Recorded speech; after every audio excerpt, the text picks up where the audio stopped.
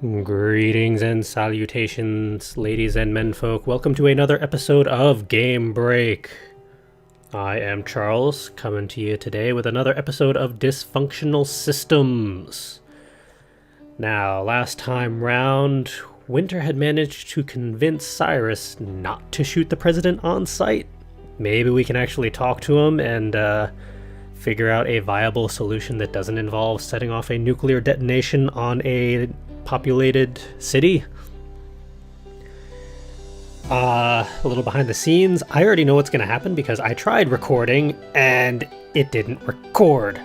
The thing crashed. So I'm going to try and... I can't really fake surprises as much as I would... Well, my surprise was genuine originally, but I'm not sure if I can fake it this time around. Oh, and this is all pointless anyway since the save file...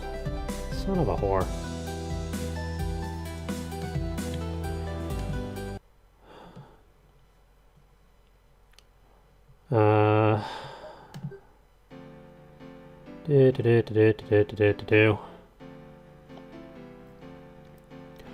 Oh, this is before my choices even. Good lord.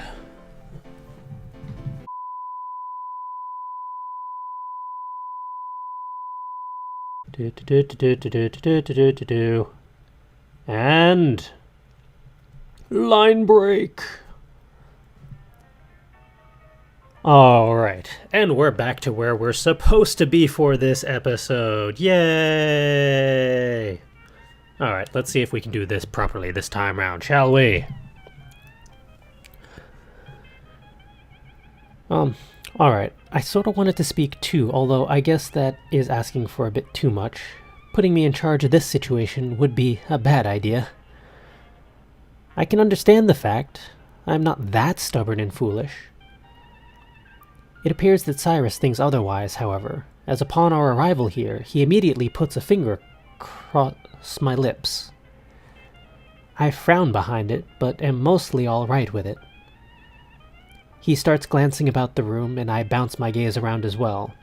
There's a desk, a crest, flags, a man at the window, a video camera, presumably to make addresses with, and other things. Is that a radio I hear? Yes, and that's actually a really nice tune going on in the background. I like that for the atmosphere. Well, the man is the President Barnaby, I presume. In my peripheral vision, I see Cyrus raising his weapon. Cyrus? Wait, there's no call for that. The man's alone, Cyrus. Stop it, what are you doing? Don't shoot him, you idiot! Oh my goodness, he's still raising it. I don't want to see a man get shot. It sounds nauseating, frightening, horrible. My lips tremble, and he puts his entire palm over my mouth. Ew. I catch myself in confliction, wanting to cry out and stop him, but not wanting to give our presence away. I take to grabbing at the side of his hand and gripping his skin with my nails, trying to pry him off. It's unsuccessful, of course. I can hardly budge his hand. Getting desperate, I try to bite him, and only end up awkwardly licking his fingers. Ew. At this, he trembles. His cheeks change shade, and he briefly glares at me. He squeezes my face shut. Squeezing a face shut sounds painful and awkward. That is just weird phrasing. He aims at the president, and finally, with willful strength, I manage to wrench his hand from my face and shout, "Don't shoot him!" Don't move. Having both spoken at once, it ultimately sounds like, "Don't move him." Noticing what I've done, Cyrus harshly addresses me under his breath. What did I just say, Winter? I push his arm away from me and glare at him, a glare that says, "I thought you were going to shoot him." Now what's all this? The president had turned and is now looking at us. I screwed up. Hey, no, wait. Cyrus might have actually been about to shoot him. Also, what was he doing holding me like that? What sort of plan was he making? I'll give you the benefit of the doubt and assume you didn't hear me right now. I said not to move. Well then, I do apologize for my misunderstanding. Right. Well, now you know.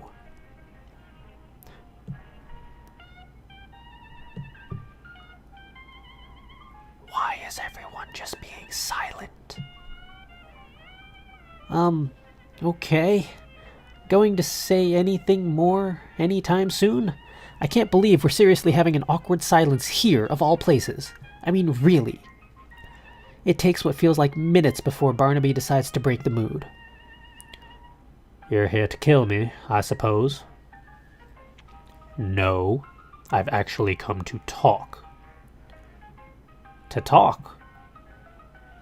His eyes drift from Cyrus to me, and I have no idea what else to do but quake under his gaze. He is foreboding in his oldness.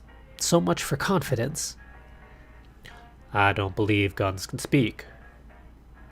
Cute. Just consider the weapon some insurance. It's no real for concern, anyway. He turns away from me and back to Cyrus, an action that relaxes my shoulders.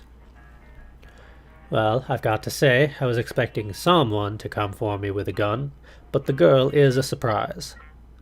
I'm probably not in any position to be asking questions, but I just have to know what you meant to accomplish in bringing her here.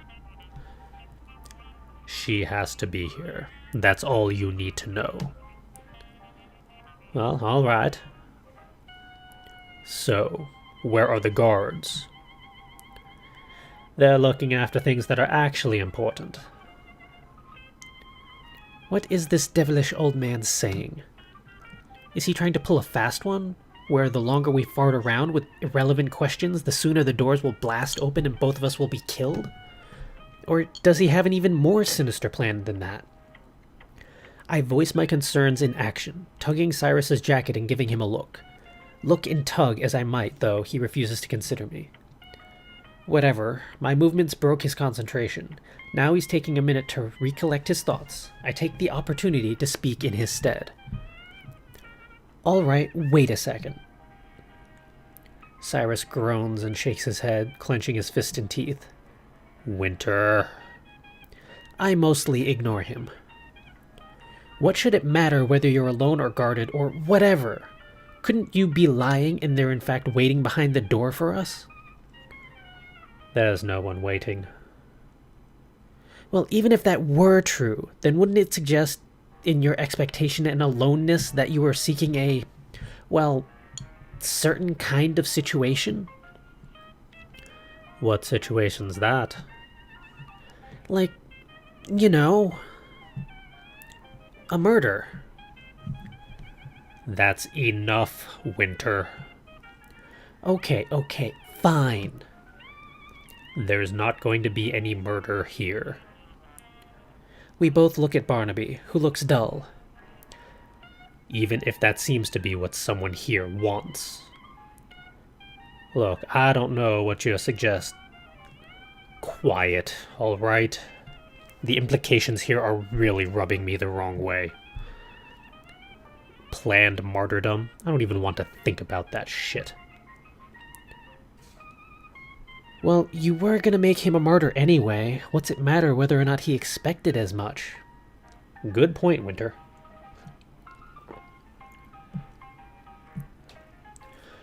Now listen. That's all I'm asking. Don't argue, don't make any sarcastic comments. In fact, don't talk unless I give you the go-ahead.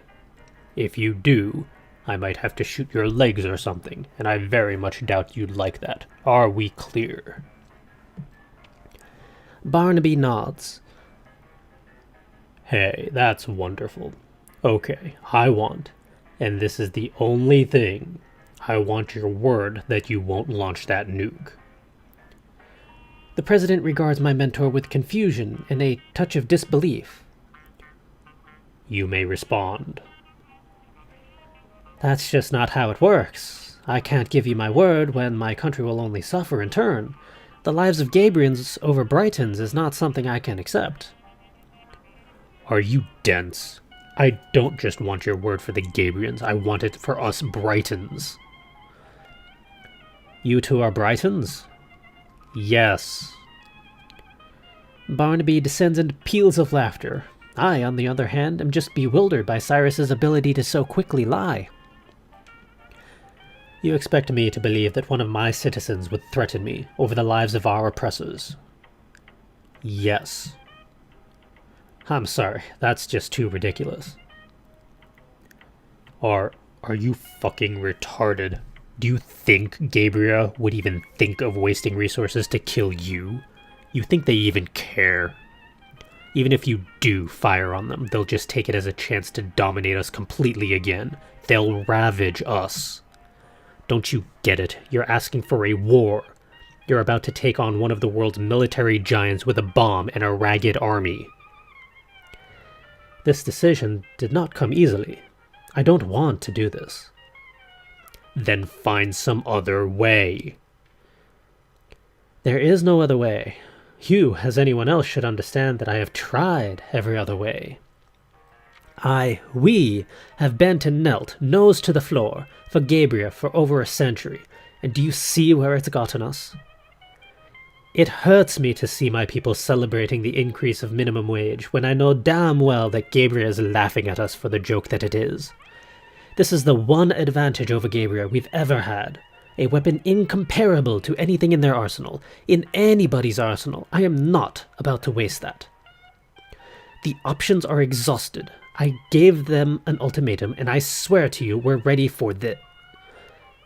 We alone can't take on the forces of Gabriel, even with the funding they gave us. We are not alone. Looking flustered, Barnaby palms his face. The adults fall silent. Cyrus glances at me in quick bursts, his expression growing increasingly concerned. If what we both heard is right, Barnaby is suggesting that Brighton has friends. Where is Faraday in all of this? We haven't heard any mention of Faraday.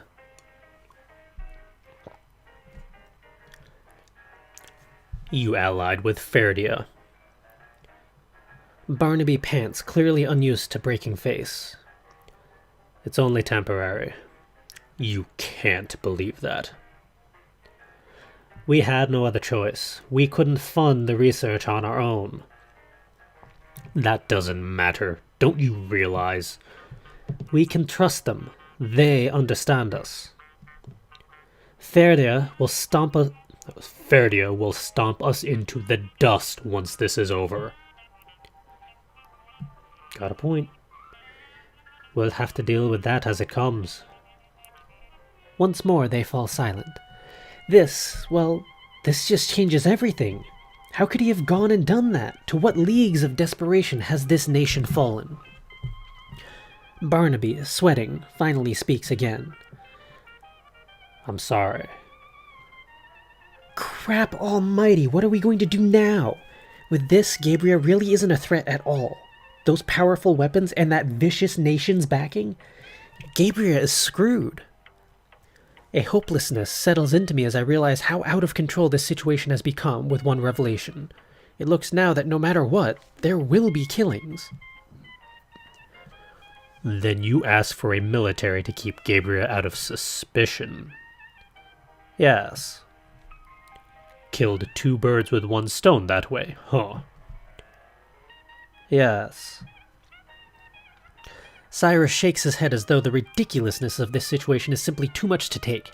He drops his gun arm, signifying his relinquishment. President Barnaby. He looks at me as like he forgot I was in the room. I probably don't need to tell you how much you've ruined us. You're going to initiate an absolute slaughter this way, and at the end of the day, Faraday will just slaughter us too. I understand your desperation, but I don't think you give Gabriel enough credit.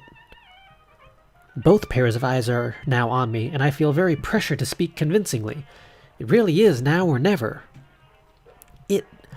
It's certainly hard living the way we do. My dad works almost constantly, and we really do always have to worry about things like starving and all that. You've really got to remember, though, that you're about to bite the hand that feeds us. They gave us an opening, and as much as you think it's a joke, we celebrate it for a reason. I am sure, and I'm positive that if you were to just keep fighting for us, then maybe we could change things. So you're his daughter? I nod hesitantly. Barnaby shakes his head in a slower manner, reflective of Cyrus's earlier movement. This is just the strangest thing. Well, do you have anything to suggest, girl? Some option I might have missed? Well, no, I don't. I was sort of just hoping to appeal to his heart. I don't have anything to offer that he hasn't already considered, I bet. Also, what with the mistake of his union with that nation on the border, I'm pretty sure there is nothing I can suggest to save this place. Still, he seems to want me to answer, and Cyrus isn't stepping in. Is there anything I think he missed? Obviously not talking to Gabriel. Gabriel hasn't responded. We were right then. Gabriel will use Brighton's actions to justify violent reaction. Mercy, what do their people think? Setting aside that they're likely underestimating this country, let us imagine that they know full well that Brighton posed an actual threat. Would they be willing to go to war? To perhaps die just to subjugate Brighton once again? I mean, didn't Cyrus say that even Brighton's people don't want this? Why should those of Gabriel? They aren't even very militaristic. They must believe that Brighton isn't nearly as dangerous as it actually is. These nuclear weapons have never existed before, right? Then what Brighton needs to do is make Gabriel take them seriously, to inform the public of their abilities. You could always launch it. He raises an eyebrow. I meant somewhere else. Where do you suggest? Somewhere where it wouldn't kill anyone. You want me to fire a warning shot? Yes. Gabriel's probably just waiting for us to attack so that they can retaliate and put us on an even tighter leash. However, if they and their people had a demonstration of the destructive power of the bomb, then I think... Barnaby heaves a mighty sigh. Sorry to say, little girl, but that option has already been considered and rejected. Why? We can't afford it. Let us just say that our supply of warheads is limited and that production costs are rather high. What's a warhead? Another name for the bomb. Oh, of course. Even with the funding Faraday has given us, we could only make so many. Aside from the monetary costs, the materials are particularly difficult to procure and time-consuming to process. We simply cannot afford to be wasteful. We will need every weapon available for whatever threats could be coming. Gabriel, or, I hate to say it, Ferdinand. Well, it wouldn't be wasteful. It would be to scare them and avoid this whole thing. I know what you would intend them for, but I'm afraid that objectively it would be a waste. If I may interject. We are both surprised that Cyrus still has a voice. The bomb is untested. Practically, if we had done a full-scale test, our cover would have been blown. Then there really never has been anything like this before. Pardon me, but I don't follow sciences. That's right. While Gabriel and other nations have tampered with nuclear fusion, it has never been applied to weaponry this successfully. According to our scientists, our largest bomb should be enough to wipe out their capital. Hearing that still makes my head spin. All of Gabriel? Isn't it just a bomb? Not a conventional bomb. Well, it's no wonder Gabriel isn't listening. No one understands what this thing is. Were you just planning on surprising them? How disgusting. The lives we'd take in our attack would be nothing compared to the losses we have suffered under their rule. No statistics have ever been released, but upwards of 100,000 die every year from poverty in our country. What? To put that in perspective, our nation's population is numbered at 34 million, and an estimated 5 million have been lost in just the last 60 years. That is pretty significant. 47% of this nation lives in poverty, and the rest still suffer under pitiful wages. Sacrificing the city of Gabriel in an instant, a mere 3 million, I wouldn't sleep any worse for it. That's stupid. Winter, not now. It is, though. What terrifying numbers. And he wants to raise them? What does that even prove? She's right, though. That is very stupid. Mr. President, stop thinking so little of other lives. Funny you should say that. Gabriel has hurt us, but what will returning the favor accomplish? You're only going to breed more hate. We have a military, we have Ferdia, and as if those weren't enough, we seem to have more than one city-leveling bomb. Reconsider already. Just launch it into the ocean. Let them realize what we're capable of.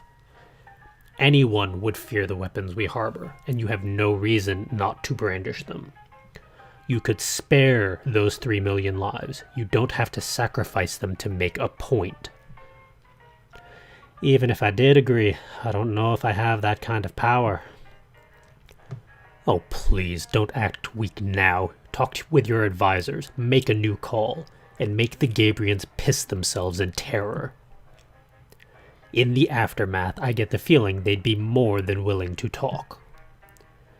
Hell, maybe they'll even give us more than we ever asked for. Just give them that chance.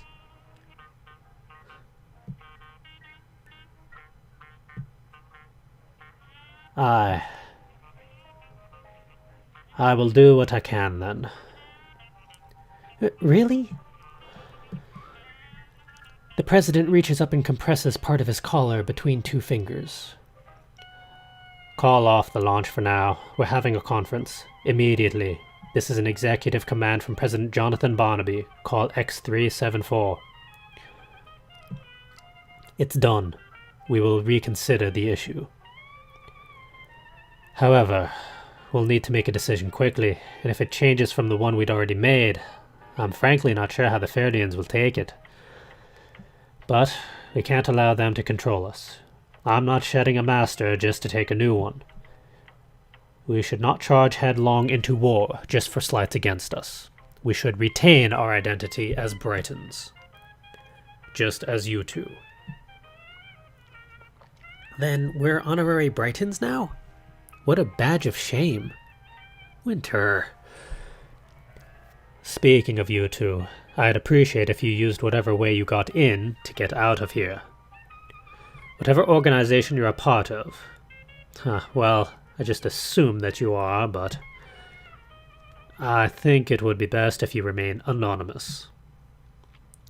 I would agree. Cyrus turns and walks a few steps before stopping to scrutinize the rug. He breaks his gaze from it and calls back to Barnaby. Hey. Yes. Thanks for actually listening to us. Thanks for not shooting me. Watch it. I didn't promise I wouldn't bust any kneecaps. This worries me for a second, but as it turns out, his weapon is already put away. All right. Looks like we changed things for the better. With Barnaby's husky laughter in our ears, we shift from the room. This seems to be back where we started. Cyrus stands next to me, still and somber. I look at him, confused. For someone who just solved a problem, he seems genuinely, quietly distraught. Is something the matter? Quite frankly, yes. We're missing something key here. Hold on. He begins to consult his ICD, apparently searching through his codex from what his eye movements suggest. What exactly could be the problem? As far as I know, we'll still need to have someone mediate the situation between Gabriel and Brighton, and potentially that between Brighton and Ferdia. But the threat of nuclear destruction should be out of the way for now. I open my own codex, scanning through the history of this world and such. The minutes pass by slowly, and neither of us speak. Finally, after going through many entries, I look away from my wrist. I couldn't find anything that seemed out of the ordinary. That can't be right. Sir? Completely ignoring me, his head swishes to the left and he stares at the wall of televisions intently. I follow, perplexed. And while called off for the moment, it seems as though President Barnaby still wants the world to be aware that his threat was very real. Therefore, he has announced that within 20 minutes, Brighton will be demonstrating the true power of their bomb, setting it off in the Northern Sea. This will be the first large-scale test of the device, as Brighton was earlier unwilling due to heavy scrutiny while under Gabrian surveillance. Our scientist correspondent Samuel Urey will explain the concept behind this weapon, dubbed the fusion bomb. Out of the corner of my eye, I can see Cyrus biting his teeth together. In the back of my mind, something tells me to be very worried right now. Thanks, Scott. Now, if you viewers will care to listen, I'll tell you all that is known on the theory. Now, some of you may know about the science behind our nuclear power plants. The same theory employed in these fusion reactors as employed in the bomb developed by Brighton scientists. Similar to how stars are born, the bomb generates its destructive power through the fusion of atomic nuclei, creating atoms of an even larger mass. Firstly, at the center of the device, the bomb initiates by the extreme compression of a small space filled with gases and fuel, the ludicrously high temperature and pressure resulting when starts a powerful proton-proton chain reaction.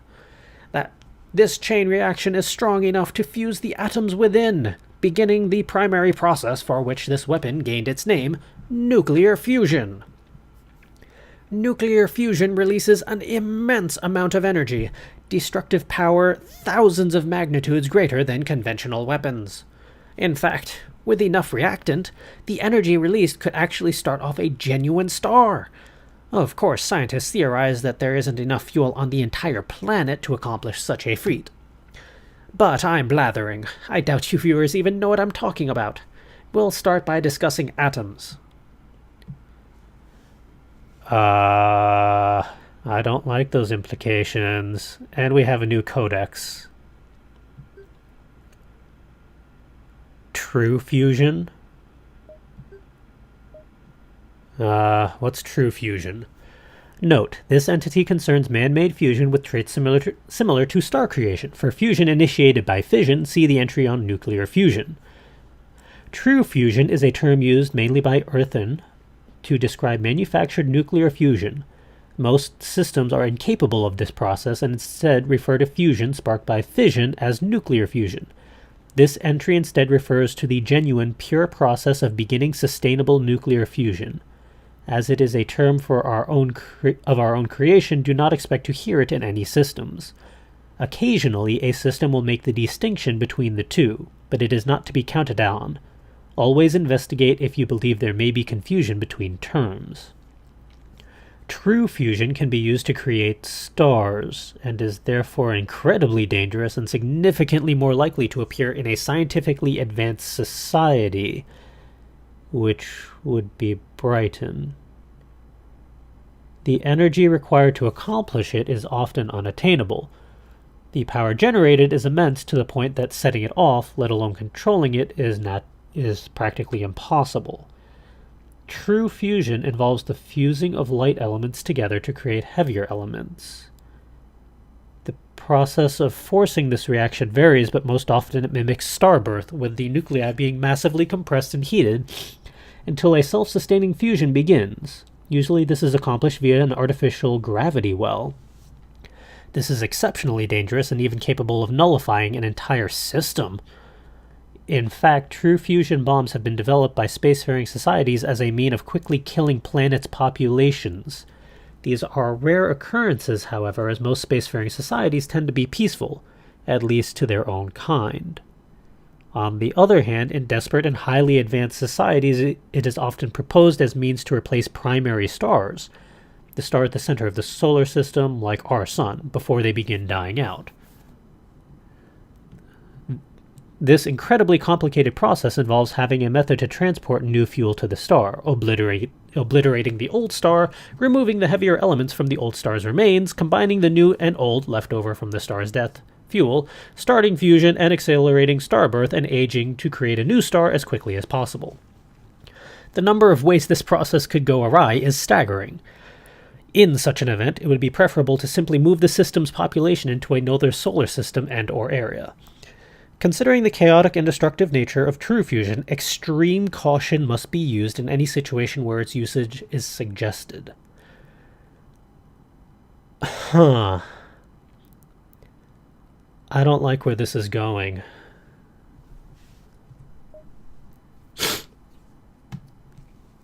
Sir, that doesn't really sound like the bomb I read about. Damn it, I should have guessed. This world is a bloody outlier in every other regard. Is this the pure fusion bomb Cyrus had mentioned? Creating a star sounds very risky. Cyrus does not seem to like the possibility, but there's no way they used enough reactant, right? The person on screen said there was no possibility of such a thing. I opened my mouth to confirm my suspicions with Cyrus, but just as I'm about to, I find that we're teleporting. We are moved to the President's office in an instant, before I'm even aware of why. I quickly realize that we came here to stop Barnaby, and both of us immediately start looking around the room in desperation, but find the President gone. Fuck. Stay here. I'm going to look for someone. Sir, wait! He rushes out of the room, leaving me here alone, to worry. I look out the window now, intensely frightened. Getting the normally cool Cyrus into such a heat could only mean that something absolutely irrevocable is about to happen. In the first place, should we even have to worry? Surely their theories will hold up. Excuse me. Surely that is the case, right?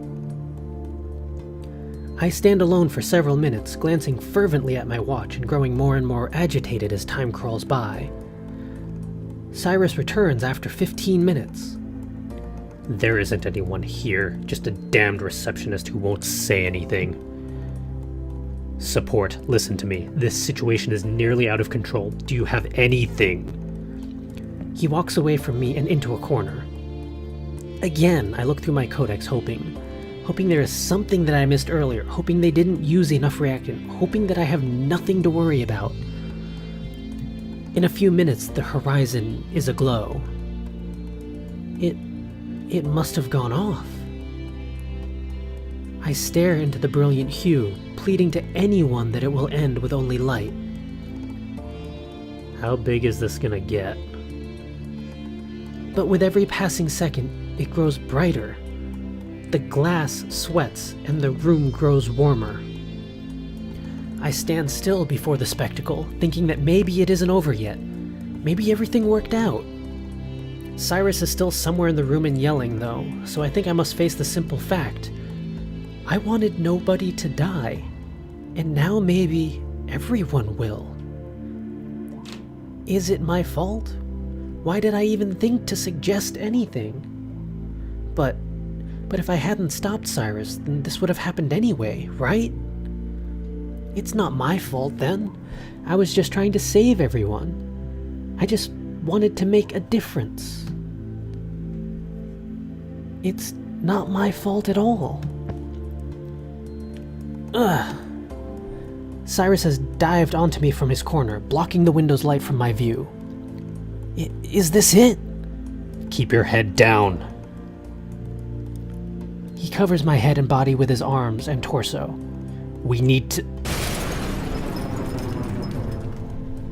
A whooping, deeply bass sound resonates from outdoors. The window has shattered. Ugh. Sir. He slides off of me and collapses, clutching his arm. I gasp at the sight of where he is gripping. Glass has stabbed through his coat and blood leaks out from his sleeve. Also along his back there are shards, and his face is contorted viciously. On my knee. Shoot. I hate not being able to go back. I looked out of the window that is no longer there. It is not a beauty I care to know. No. Somewhere far away, I hear Cyrus yelling. We just felt the wave, that's what. It's become self-sustaining. It's beyond the point of no return. The reaction won't stop until the whole atmosphere is gone. This world is dead, understand? It's over. I failed. Now get us out of here. Cyrus! Hurry, damn it. I can't believe this. We failed.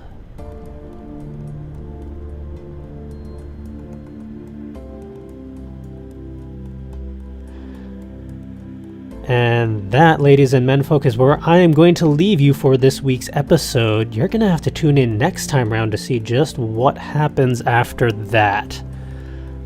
My goodness. I really thought that deciding all the things we did to prevent the president's death was going to be the good way out, but inadvertently creating a star in a planet, that doesn't seem like the best option. Jeez. Well, next time around we're going to have to deal with the repercussions of this, but until then, I'm going to head out.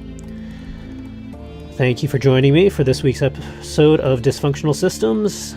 Now get back to being creative already.